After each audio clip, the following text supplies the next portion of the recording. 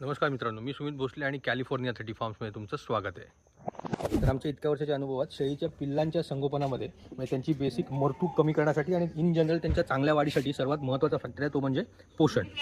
आता पोषणासाठी आईचे दूध हे ऑब्व्हियसली सर्वात मेन घटक राहतच. जर आईचं दूध कमी पडत असेल तर त्याच्यासाठी जे आम्ही बाहेरनं दूध देतो त्याच्याबद्दल सुद्धा आम्ही एक छोटासा व्हिडिओ ऑलरेडी बनवलेला आहे.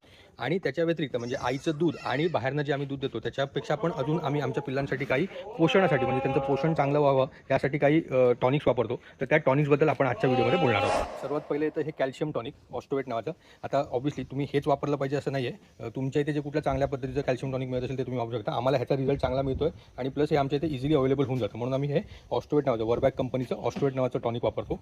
कॅल्शियमचा मेन फायदा हा बोन फॉर्मेशनसाठी म्हणजे लहान मुलं जी वाढती आहेत तर त्यांची बोन्स चांगल्या पद्धतीने स्ट्रॉंग पद्धतीने वाढली पाहिजेत म्हणून आपण कॅल्शियम टॉनिक वापरतो. आईच्या दुधातनं सुद्धा त्यांना कॅल्शियम मिळणं अपेक्षित आहे. पण तेच आहे की जर ते जिकडनं मिळालं पाहिजे तिकडनं नसेल मिळत तर आपण आपली खबरदारी म्हणून आपल्यासाठी आपल्या मनाच्या शांतीसाठी म्हणून आपण हे कॅल्शियम टॉनिक त्यांच्यासाठी वापरतो. दुसरं टॉनिक जे आम्ही वापरतो ग्रोवीप्लेक्स सुद्धा वर्बॅक कंपनीचं आहे. अगेन आमच्या इथे इझिली अवेलेबल आहे म्हणून आम्ही वापरतो. हे बेसिकली वाढीसाठी आणि मेनली बी कॉम्प्लेक्सचं टॉनिक असल्यामुळे जी पिल्लं आहेत त्यांची भूक सतत वाढती राहते. भूक जास्त चांगली वाढती राहिल्यामुळे ते खातात जास्त चांगल्या पद्धतीने आणि जसं चांगलं खातात तशी त्यांची वाढ चांगली होत राहते.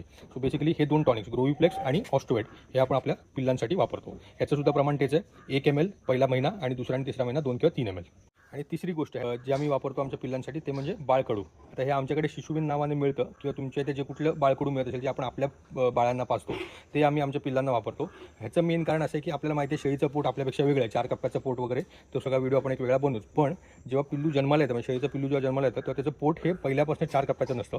ते हळूहळू 4 कप्पे तयार होतात आणि ते 4 कप्पे तयार होण्यासाठीची जी मदत लागते ती मदत आपल्याला ह्या बाळकडू मार्फत होते. सो त्याच्यामुळे त्याचं प्रमाण आपण ठरवू शकतो. साधारणपणे तिसऱ्या दिवसापासून दिवसाला 1 ते 2 ml आपण देतो. ह्याचा आम्हाला खूप चांगला रिझल्ट आला आहे. जे जनरली पिल्लांची मरतूक होते पोट खराब झाल्यामुळे किंवा कधीतरी अति जास्त दूध प्यायल्यामुळे किंवा अचानक जुलाब लागतात आणि पिल्लं दगावतात तर ते आमच्याकडे आम्ही खूप चांगल्या पद्धतीने हे बाळकडूमुळे कंट्रोल करू शकलो आहे.